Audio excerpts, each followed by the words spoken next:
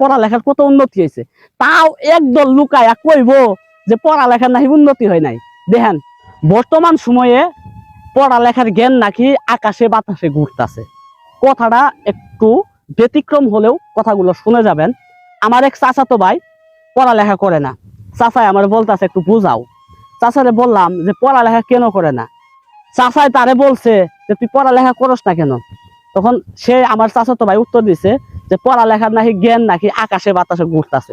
চাচার এই কথা শুনে আমি তো আশ্চর্য হয়ে গেলাম যে পড়ালেখার জ্ঞান আকাশে বাতাসে কেমনে ঘুরে। কথা নিয়ে আমি কয়েকদিন যাবৎ গবেষণা করতেছি। তবে গবেষণার আগে আমি আপনাদেরকে একটা কথা বলি। আমি ইসলামপুর থাকি, ইসলামপুরের নাপিতেশ্বর আমার বাড়ি।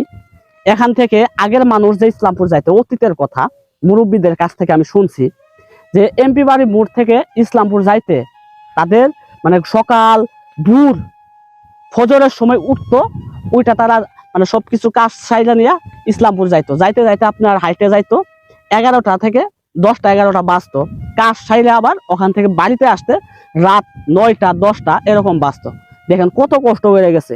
কিন্তু বর্তমান সময়ে আমাদের এমপি বাড়ি মোড় থেকে ইসলামপুর যাইতে এমপি বাড়ি মোড় থেকে একটা সিগারেট লাগাইবো, লাগাইলে খাইতে খাইতে মনে হয় যে ইসলামপুর যাইয়া সেই সিগারেটের পুটকিটা ফালাই দিতে পারবো। এটা আমার কথা না, গ্রামের মই মুরব্বীদের কথা। মানে দেখেন কত উন্নতি হয়েছে, গাড়িতে উঠলেই যাওয়া যায় ইসলামপুর। এখন আমি আরেকটু অতীতের কথা বলি। যারা আমার বর্তমানে স্যার, শিক্ষক, তারপর আমার অভিভাবক, তারাও কিন্তু অতীতে অনেক কষ্ট করে পড়ছে।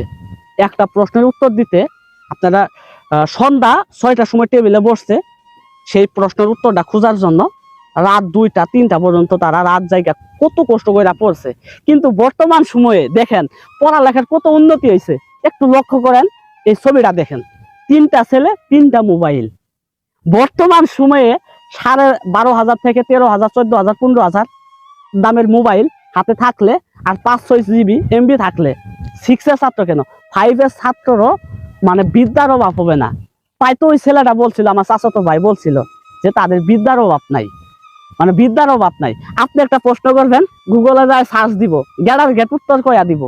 আর এই প্রশ্নের উত্তরটা মানে অতীতে আমাদের স্যারদের কাছ থেকে মানে শুনতে হইলে তাদের খাটতে হইতো 6-7 ঘন্টা, মানে প্রশ্নটা খুঁজে বার করতো, পড়তো, কত কষ্ট করতো।